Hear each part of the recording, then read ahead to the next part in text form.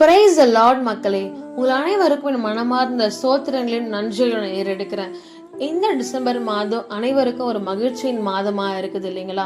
ஒரு ரட்சிப்பு, ஒரு சந்தோஷம், ஏதோ ஒண்ணு நம்ம கிட்ட கையில காசு இல்லைன்னா கூட அந்த ஹாப்பினஸ் நம்ம கிட்ட இருக்கு. அப்படிதானங்க?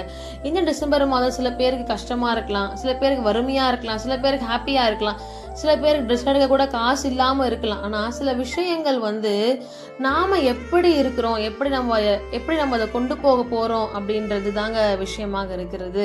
ஆமாங்க, வேதம் சொல்லுகிறது எபேசியர் 6ஆம் அதிகாரம் 9ஆம் வசனத்திலே கூட, நன்மை செய்கிறதில் சோர்ந்து போகாமல் இருப்போமாக, நாம் தளர்ந்து போகாமல் இருந்தால் ஏற்ற காலத்தில் அறுப்போம். ஆமாங்க, அதாவது நன்மை செய்வதில் நம்ம சோர்ந்து போகாமல் இருக்க வேண்டுங்க. இப்போ டிசம்பர் மாதம் வருது. இந்த டிசம்பர் 25 நாங்கள் ஆஃபனேஜுக்கு தான் நாங்கள் போக போகிறோம்.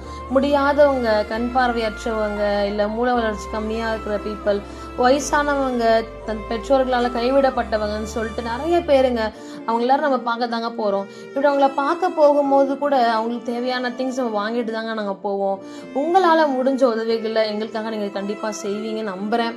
உங்களால் முடிஞ்சவர்கள், அதாவது இப்போ மேபி உங்கள் ப்ரொவிஷன்ஸ் வாங்குறீங்க அப்படின்னு சொன்னால், ஏதோ ஒரு சர்க்கரையோ இல்லை பருப்போ எண்ணெயோ கொஞ்சம் எங்களுக்கும் சேர்த்து வாங்கினீங்கன்னா அந்த ஹோம் கொண்டு போய் நாங்கள் கொடுக்க எங்களுக்கு யூஸ்ஃபுல்லாக இருக்கும். உங்களால் முடிஞ்ச உதவி தான், உங்களுக்கு முடியாத உதவிகள் அல்ல. உங்களால் ஏதோ முடிஞ்சது எங்கள் ஆஃபனேஜ்க்காக நீங்கள் ஹெல்ப் பண்ணுங்கள். நாங்கள் டிசம்பர் மந்த் 25 அந்த தேதியில் கூட ஒவ்வொரு ஹோம் நாங்கள் பார்க்க போகிறோம். முடிஞ்சால் நீங்களும் எங்கள் கூட கலந்து கொள்ளலாம், நீங்களும் எங்கள் கூட கண்டிப்பாக வரலாம். நாங்கள் இந்த நம்பருக்கு நீங்கள் கால் பண்ணிங்கன்னா நாங்களை கூட்டிகிட்டு கூட நாங்கள் போவோம். ஸோ எங்களுக்காக ஹெல்ப் பண்ணுங்கள். ஸோ நம்ம உதவி செஞ்சோம் அப்படின்னு சொன்னால், ஏன்னா ஏசப்பா பிறந்ததே ஒரு ஏழ்மையின் கோலமாக தாங்க பிறந்தார். அவர் ஒன்றும் அரண்மனையிலையோ இல்லை ராஜாக்களுக்கோ ஒரு காட்சி அளிக்கலைங்க. முதலாவது அவர் சாதாரண ஒரு தாழ்மை உள்ள மக்களுக்கு, புறஜாதி மக்கள் மத்தியில் தாங்க அவர் பிறந்து வளர்ந்தார். இன்றைக்கும் அவர் ஒரு குரல் கொடுக்குற தேவன்னு சொன்னால் அது அவர் மட்டும்தாங்க.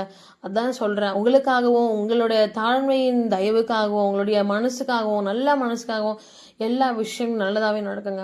உங்கள் ஃப்ரெண்ட்ஸ்க்கும் ஷேர் பண்ணுங்கள். கண்டிப்பாக எங்களுக்கு ஹெல்ப் பண்ணுங்கள், சப்போர்ட் பண்ணுங்கள். Take care.